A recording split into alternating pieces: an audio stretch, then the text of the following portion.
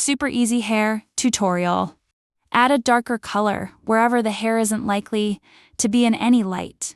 Use the smudge tool and blend hard shadows in near the areas where the shadows end.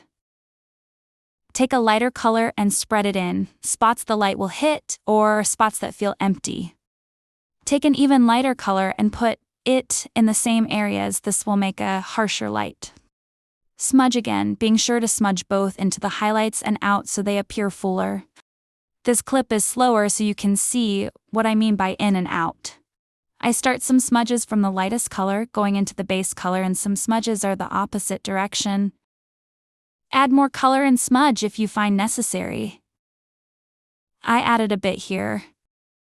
Lastly, take an airbrush and brush the darkest color through the bottom of the hair and the lightest color at the top. Now you can quickly render hair.